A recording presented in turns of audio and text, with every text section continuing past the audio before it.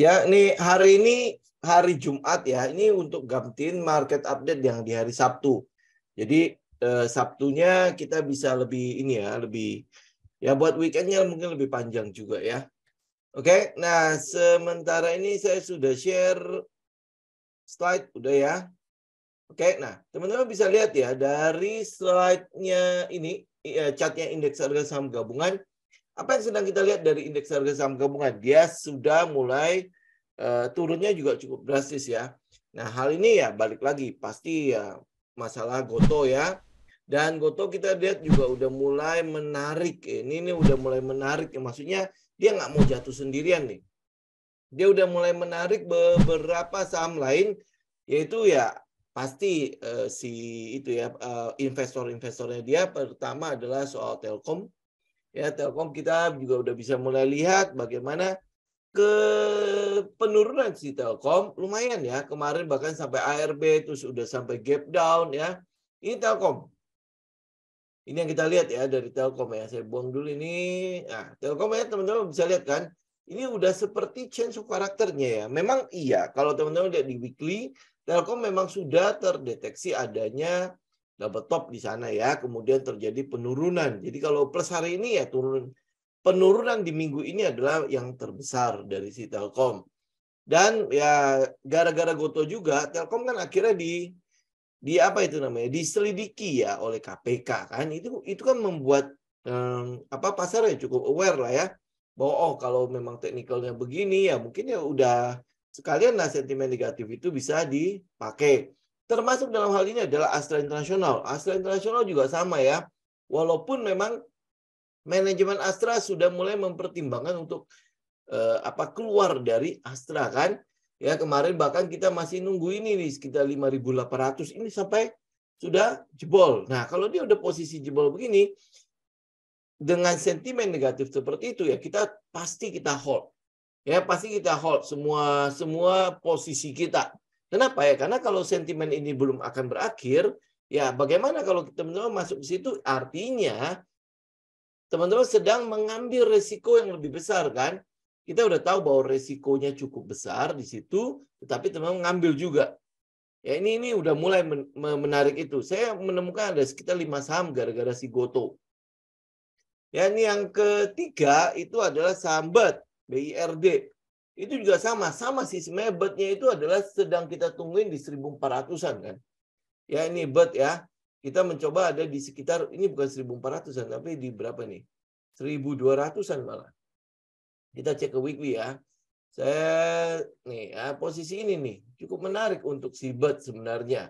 Cuma kalau misalnya sentimennya udah mulai negatif seperti itu, nah kita juga mungkin masih wait and see ya di 1.340 sampai 1.400 untuk si BED ya. Cuma kalau misalnya lihat dari dua saham tadi yang Telkom dan Astra, ini kebetulan mereka adalah investor ya. Jadi mereka menyertakan modal kepada Goto ya sehingga ya mengalami kerugian lumayan ya. Sedangkan BED ya di satu sisi lagi ini adalah penyertaan modal. Jadi maka dari itu kenapa dia cukup bertahan. Padahal saya juga berharap ini harapan saya doang ya. Dia kena sentimen negatif sehingga kita bisa ngikut nih. Kalau teman-teman lihat pergerakan teknikalnya si BED ini sebenarnya cukup bagus untuk ngisi daerah-daerah penurunan yang kopong-kopong itu. Ya daerah dari sekitar berapa ini di atas tuh ya dari 3.000-an terus habis itu dari 3.500 turun sampai ke bawah tuh itu kopong semua tuh inefficiency banget kan. Dan kalau teman-teman lihat juga dari tanggal 14 Desember sampai hari ini itu BED masih dalam keadaan sideways. Change of karakternya sudah terjadi. Jadi sudah terjadi pada 30 Mei ya, 30 Mei ya. Nah, sekarang kita masih menunggu nih apakah ada low yang baru atau tidak. Ya, makanya kenapa area 1.400 sampai 1.350 itu cukup menarik untuk teman-teman tungguin, teman-teman perhatikan. Kenapa? Karena itu valid low-nya. Ya, itu valid low-nya di mana low yang sudah terbentuk ya kalau sampai itu jebol ini kan ada double bottom kan daerah situ kan di daerah 1.330 nih. Ya, jadi ada daerah double bottom. Di situ kan kita bicara mengenai likuiditas kan. Itu daerah likuiditas yang sangat banyak di sini. Nah, seandainya market maker masih butuh barang, dia tahu di mana cari. barangnya. Jadi bisa saja ini diincar yang di daerah 1.300-an. Jadi kalau sampai area ini ya 1.400 sampai 1.340 itu jebol. Nah, teman-teman berarti tinggal tungguin itu manuver atau sebenarnya dia buat ngisi ke bawah nih. Ya, ngisi ke area sini.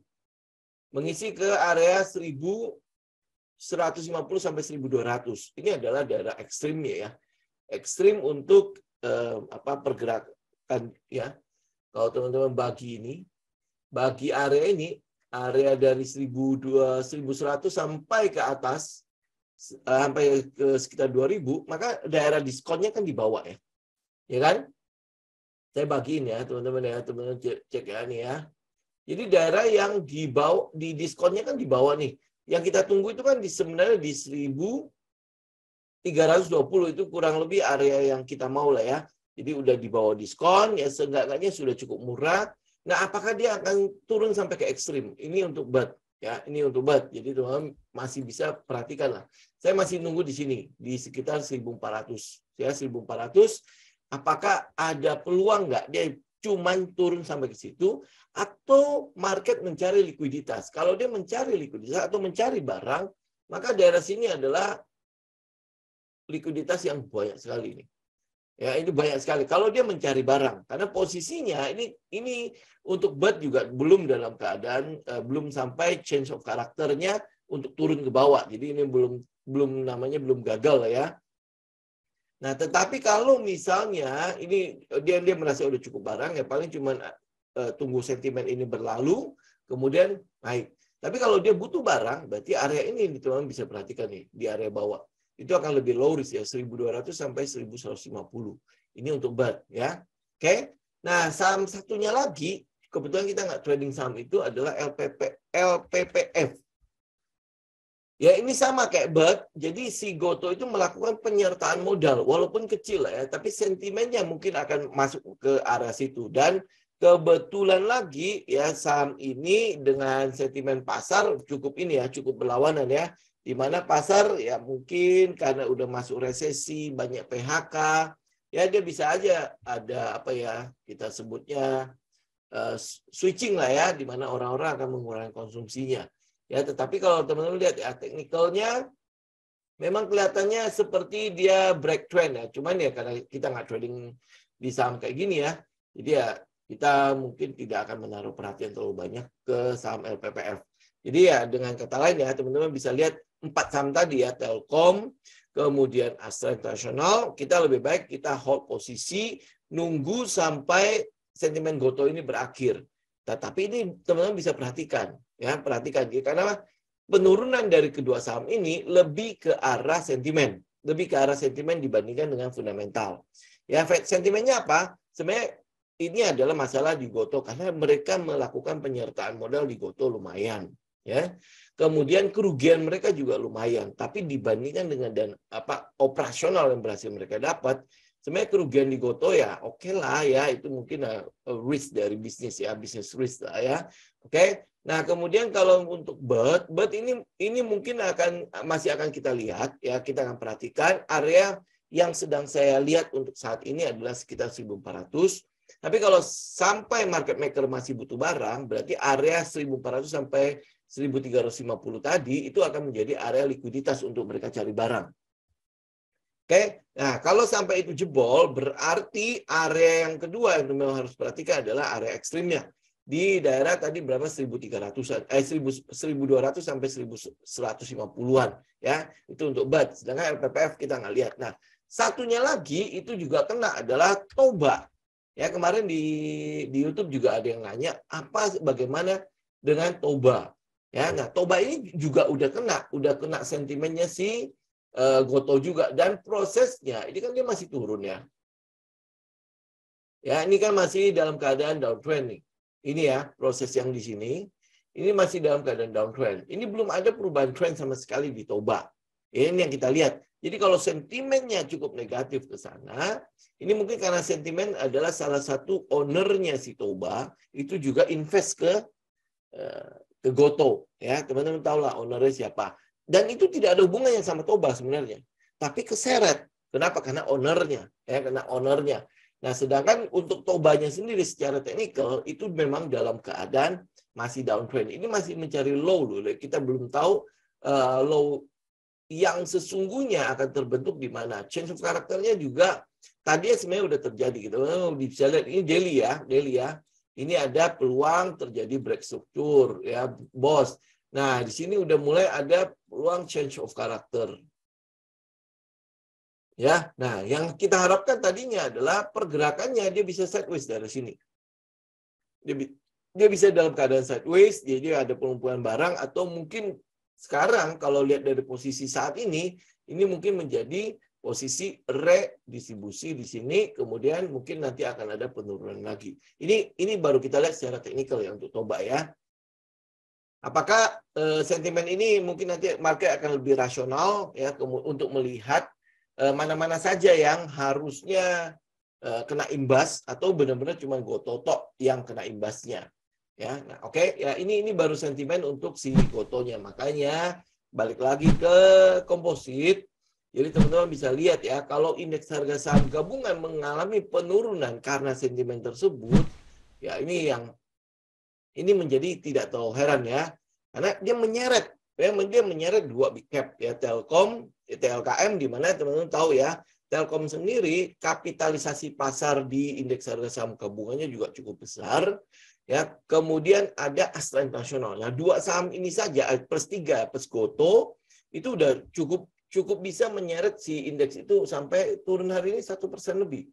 Ya, 1,3%. Jadi ini mungkin baru akan kita lihat kalau si Gotonya mulai ending lah ya, sentimennya ya. Nah, secara order book kita lihat ya, pemberatnya si Goto, di mana kalau teman-teman lihat di harga ARB-nya itu masih cukup gede. Memang hari ini udah di sekitar berapa ya, 90-an juta ya. Itu udah turun jauh banget sebenarnya. Udah turun jauh sekali. Nah, tinggal kapan nih berakhir dari 97 juta ini? Apakah dia akan sampai ke gocapnya? Sampai ke 50-nya. Jadi kalau teman-teman hitung sampai ke gocapnya, sampai ke 50-nya, paling nanti akan ARB sekitar 6-7 kali lagi kalau tidak salah. Ya, 6-7 kali lagi itu udah 50. Nah, jadi harusnya itu semua udah selesai. Ya, udah kelar lah ya. Sekarang kan udah 93 nih. 93 kalau teman-teman kurangin lagi 7%, itu berapa? Yaitu sekitar 7% itu kurang lebih 4 lah ya, 4. Jadi udah di 89 ya. 89 kalau kurang 7% lagi terus saya teman kurangin. Jadi ini yang kita lihat bahwa sentimen Goto itu kemungkinan besar akan segera berakhir. Apakah mereka akan ngincar si Telkom sama si Astra setelah Goto? Ya kayaknya sih ya udah kurang rasional kalau mereka ngincar ke situ. Kalau untuk Telkom memang secara teknikal untuk ini ya long term-nya ya, untuk big picture-nya memang ada peluang terjadi penurunan dulu, ada koreksi dulu di sana. Tetapi bisa saja teman-teman kan tahu ya, penurunan saham itu kan tidak langsung bergerak lurus ke bawah, tapi dia membentuk struktur. Nah, bisa saja teman-teman kalau misalnya mau swing di sana, ya teman-teman berarti tunggu pergerakan swing-nya. Jadi dia udah membentuk swing low, ya nanti akan ada swing high-nya. Nah, itu di situ teman-teman incar kalau memang teman-teman mau melakukan trading swings untuk Telkom. Ya kan banyak sekali yang ngincar Telkom ya. Saya ngeliat tuh banyak yang naik-naik mengenai Telkom. Jadi itu yang teman-teman tungguin, swing high-nya, swing ke arah high-nya, itu di situ baru teman-teman incar untuk si Telkomnya. Ingat ya, tunggu dia swing high. Jadi sekarang ini adalah pullback untuk mencari swing low. Ya, tapi ini prosesnya adalah downtrend ya. Jadi lower high dan lower low ya.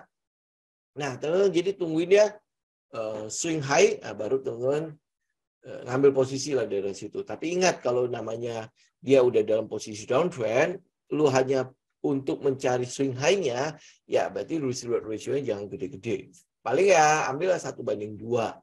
Ya jadi jangan besar-besar, jangan berharap nanti Telkom balik lagi nanti ke berapa gitu ya. Karena dia posisinya, ingat market direction-nya sedang turun. Oke. Nah, Astra International juga kurang lebih sama. Teman-teman mencari swing high-nya. Ya, swing high-nya.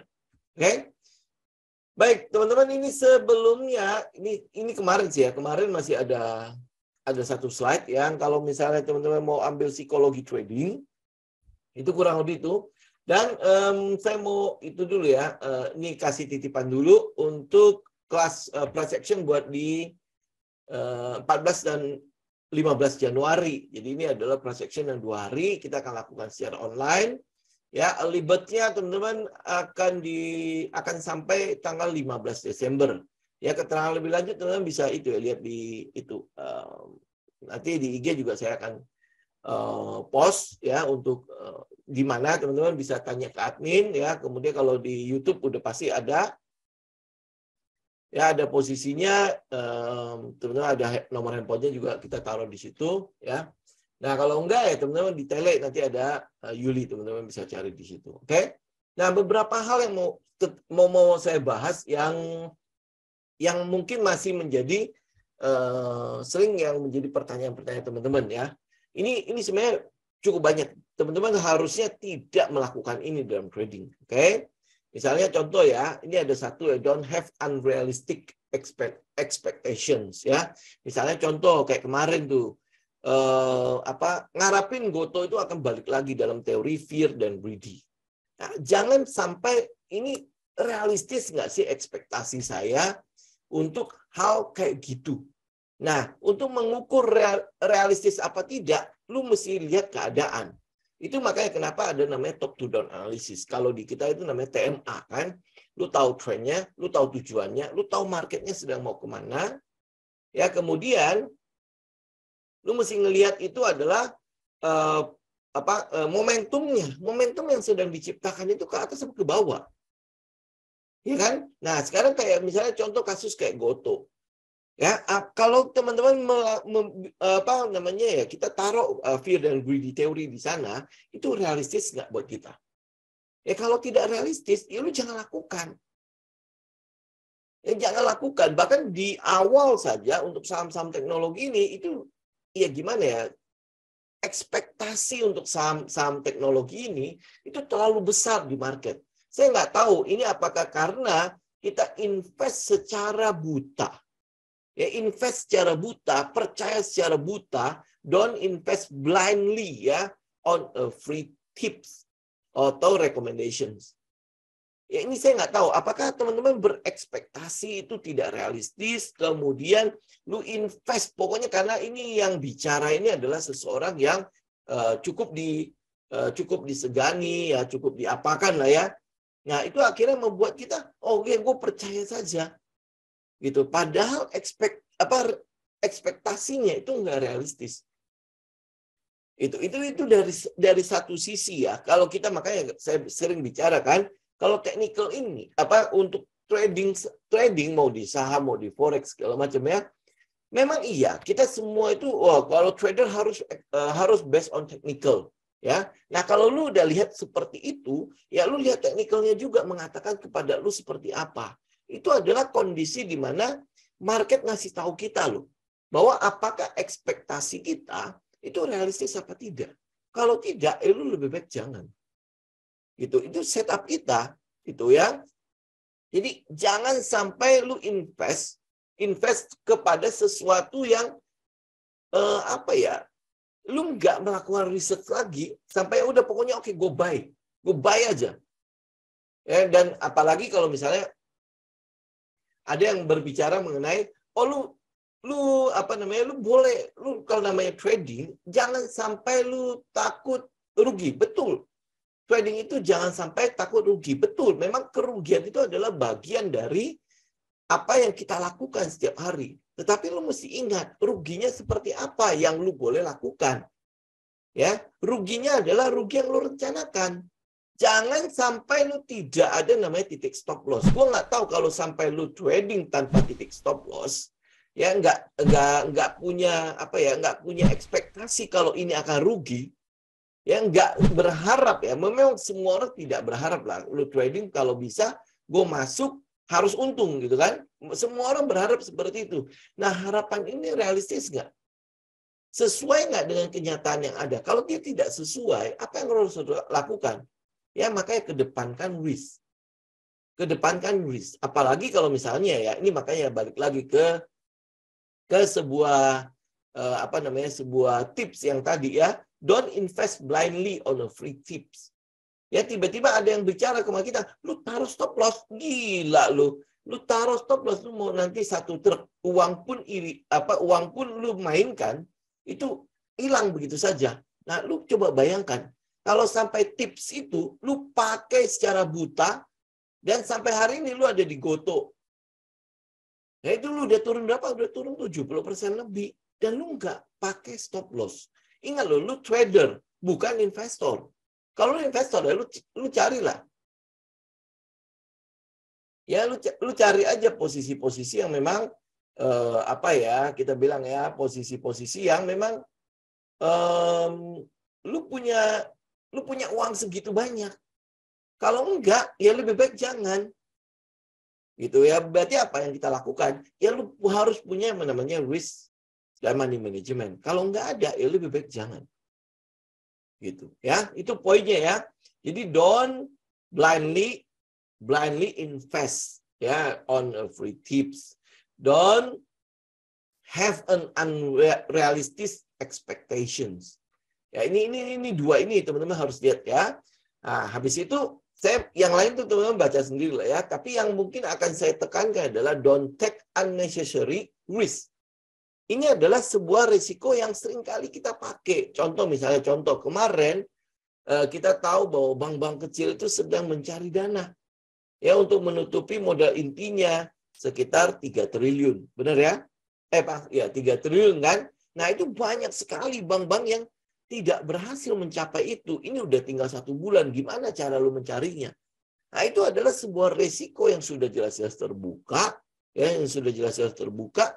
Tetapi lu tetap aja masuk dengan ekspektasi apa? Ekspektasi lu tidak realistis. Gimana tidak realistis? Coba bayangkan. Dari dia tadinya nih, dia mungkin baru punya modal 1,7, 1,9, 2,3 dan sebagainya ya. Dia butuh berapa ratus miliar sampai triliun untuk mencapai modal intinya. Nah, itu kira-kira lu kalau misalnya masuk ke situ, ekspektasi lu realistis enggak sih? Gitu. Kan mungkin ada yang Bank Victoria, BFIC ya. Nah, itu dia mungkin bedanya cuma sedikit, paling cuma sekitar 100-an M gitu ya. Nah, kalau lu invest di sana mungkin lebih realistis karena mungkin cari 100 M mungkin lebih mudah dibandingkan dengan mencari 1 triliun kan. Ya, contoh misalnya kayak kemarin ada yang bicara mengenai Amar, Bank Amar. Wah, pergerakan teknikalnya kan bagus. Nah, itu berarti apa? Ekspektasi market mengatakan bahwa kemungkinan besar dia akan dapat pemodal dan dia akan bisa mencukupi modalnya sehingga makanya terjadi pergerakan harga yang begitu kencangnya. Nah, ternyata kalau teman-teman mau riset sedikit, teman-teman akan lihat bahwa Amar itu sedang ada namanya corporate actions. Apa yang dia lakukan? Dia sedang melakukan right issue di situ. Nah, right issue ini menjadi sentimen yang dipakai, bisa jadi dipakai oleh market maker untuk keluar dari sana. Makanya terjadi pergerakan di sana. Lalu kejar, ya kan? Nah, market maker udah selesai, udah cukup barang, ya, uang barang udah cukup, dia udah menyerahkan semua kepada weekend, kemudian drop. Ya, jadi jangan take unnecessary risk. Itu bukan risiko yang perlu lu lakukan, yang perlu lu tanggung di situ. Kalau memang nggak perlu, jangan melakukannya. Udah tahu risikonya cukup kenceng, udah jangan. Contoh misalnya kemarin BDMN itu ada 2 posisi ya kita cari ya. Satu yang di 2.800, kemudian dia sempat naik sampai ke 3.000, sekarang kita cari lagi yang di bawah ya. Ada di daerah mana nih halte ini kira-kira dapat apa enggak. Kemudian teman-teman juga bisa lihat misalnya kayak Mayora. Mayora kan tunggu berapa lama tuh ya. Dia balik lagi enggak ke sekitar 2.300 sampai 2.400 yang seperti yang pernah kita masuki sebelumnya. Ya BDMN juga sama kan, kita pernah masuk ini posisi saya ya. Saya pernah masuk di sekitar 2.900 apa 2.800 ya. Yang di sebelum dia naik sampai ke 3.000-an. Nah, ini sekarang dia balik lagi ke halte itu. Gitu, ya. Nah, kita lihat ini resikonya kecil, tapi apakah gue kalau ngambil dalam keadaan market direction seperti saat ini, kira-kira gimana ya? Ya kalau lu melihat bahwa ini kayaknya tidak tahu aman-aman sekali ya sudah jangan ngambil posisi. Gitu ya. Jadi akhirnya teman-teman jadi don't make emotional decisions. Segala sesuatu yang teman-teman lakukan dengan emosi, ya emosi itu maksudnya emosi yang tidak baik lah ya. Lu marah, lu mau nutupin kerugian karena lu nyangkut di goto dan sebagainya ya. Akhirnya akan mendatangkan kerugian yang lebih besar lagi, penderitaan yang jauh lebih gede pada diri lu sendiri. Gitu. Ya, ini yang kita lihat dari trading secara psikologi itu. Jadi jangan benar-benar 100% depend on technical. Boleh lu teman-teman mau ambil di technical. Tapi itu lakukan di intraday. Artinya itu trading yang benar-benar cepat. Ya itu berarti lu based on technical. Tapi kalau lu swing, lu positions, lu based on technical tanpa memperdulikan yang namanya sentimen, ya apalagi psikologi, apalagi risk management. Wah ini mungkin teman-teman bisa ngerasain lah kayak misalnya market hari ini. Lu kayaknya gue harus masuk di market, gue harus masuk di market. Kenapa sih ya? Ini udah mau akhir tahun ya, udah persiapan liburan aja sekalian. Kalau memang marketnya masih belum pasti-pasti, gitu ya. Ini yang saya lihat. Jadi penekanan saya cukup, saya butuh menekankan di daerah situ agar teman-teman mulai bisa melakukan introspeksi lah. Mumpung ini market seperti ini saat ini. Kalau kita bicara mengenai nanti kita bisa trading saham apa. Sebenarnya market kayak gini ya, namanya market direction-nya sedang tidak tahu bagus ya. Tadi kan kemarin udah di hari Selasa kita udah bicara kan, market direction is king. Ya, market direction adalah segalanya. Jadi kalau arah pasarnya itu sedang tidak menguntungkan buat kita, buat apa gitu loh kita melawan pasarnya. Ya lu teman-teman juga kan sering ngomong kan, ini pasar seperti ini, jangan dilawan. Tetapi yang kita lakukan dalam tindakan kita, dalam action kita itu selalu ngelawan itu. Gitu ya, maka dari itu kenapa saya tutup ya dengan adanya jurnal. Teman-teman catat itu. Catatan itu bukanlah sesuatu yang susah kok. Itu gampang banget. Lu catat itu nggak sampai 5 menit. Nggak sampai 5 menit juga nggak nyampe. Ini jurnal saya nih. Ya, logbook saya itu cuma isinya apa? Alasan saya beli. Nah, kenapa saya beli? Gitu. Ini tujuannya apa sih kalau dengan adanya jurnal? Lu bisa melakukan review ulang terhadap apa yang sudah lu lakukan. Ya, catat bukan sesuatu yang itu kok, bukan sesuatu yang yang tabu banget kok. Mungkin iya di sekolah kan kita jarang sekali ya disuruh catat, bikin catatan segala macam ya. Tapi kalau di trading lu mesti. Kenapa? Karena disitulah bahan untuk lu evaluasi. Apa yang lu lakukan? Apa yang saya omongin hari ini? Apakah itu teman-teman lakukan? Nah, lu mau terjebak lagi nggak di jebakan-jebakan yang sama? Kalau enggak, ayo berubah. Nah, tapi bagaimana berubahnya? Nah, ini catatan ini yang akan menjadi mentor kita. Ya, dia akan mengubah kita apa enggak. Oke? Ya, saya udah ngomongin catatan cukup lama. Teman-teman bisa melakukan itulah, refresh lah ya. Kalau teman-teman sudah melakukan catatan, sudah melakukan jurnal, coba lihat ada gunanya nggak jurnal itu. Ya, kalau ada gunanya, lu mau terusin apa enggak? Ya, kalau nggak ada gunanya, sudah berarti memang nggak usah diterusin ya. Nah, yang kedua, teman-teman kalau nggak melakukan evaluasi, catatannya juga nggak akan ada gunanya. Ya, jurnal itu juga tidak akan ada gunanya. Makanya lihat balik, lu udah catat seperti apa, tindakan lu apa, action lu apa, lu lihat balik. Ya, kemudian lu ubah itu. Oke? Teman-teman sampai sini ada pertanyaan. Ini berarti hari Sabtu besok kita nggak ada market update ya. Jadi saya udah sekalian hari ini.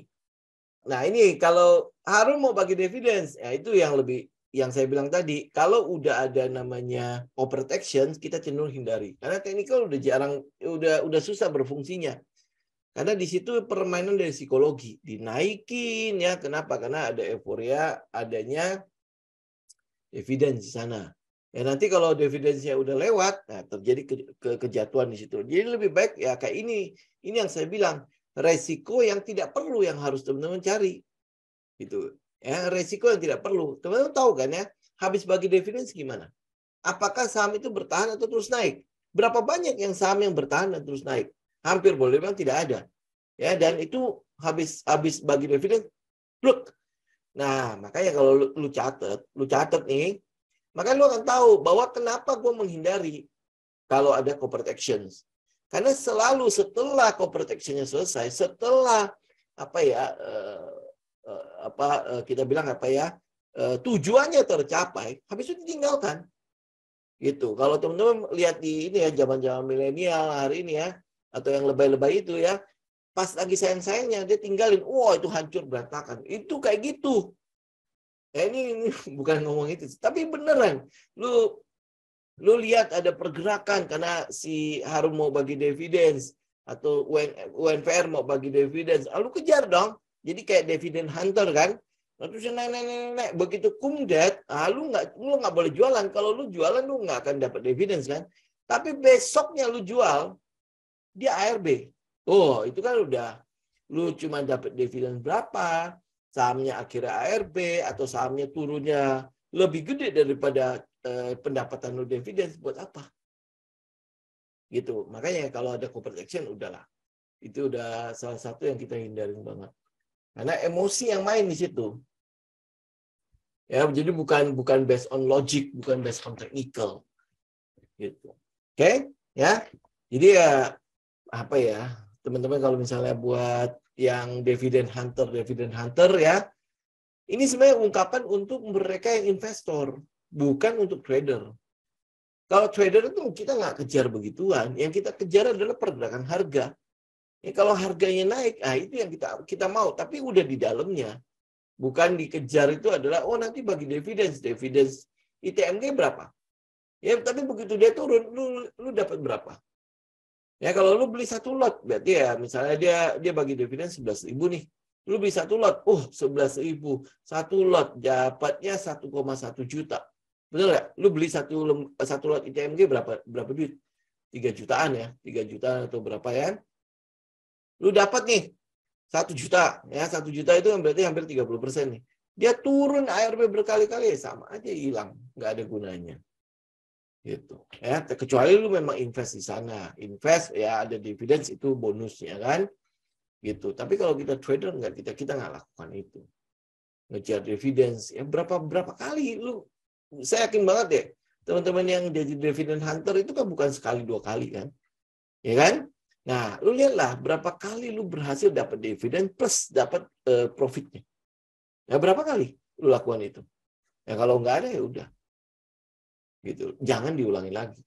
Ya jangan mengambil resiko yang tidak perlu. Itu adalah resiko yang tidak perlu. Ya lu mentang-mentang ada dividen, ya itu yang gua kejar. Tapi begitu dapat dividen, iya dividen dapat. Tapi penurunan harga dari sahamnya itu lebih besar daripada apa yang lu dapat. Ya itu besar pasak daripada tiangnya dong. Lu kayak misalnya gini loh. Lu punya iPhone 10, baru beli, ya. Terus habis itu ada yang bilang, lu tahu nggak Xiaomi itu lebih bagus daripada iPhone. Ya, dan lu tuker. Nah, kalau lu tuker, lu tahu dong iPhone berapa duit, ya. Kemudian Xiaomi berapa duit. Lu tuker, gitu. Terus habis itu lu pegang. Kira-kira apa kata orang? Nah, itu ya teman-teman ya kayak gitulah. Ini ada dividen, ya. Ini ada dividen. Lu berharap bisa dapat dividen, bisa dapat profitnya. Dan lu tuker itu. Ya, lu ambil itu dua-duanya. Terus habis itu apa? Dividen benar lu dapat. Tapi yang profitnya yang ada itu adalah profitnya tapi minus. Ya, nah itu yang sering terjadi pada dividen.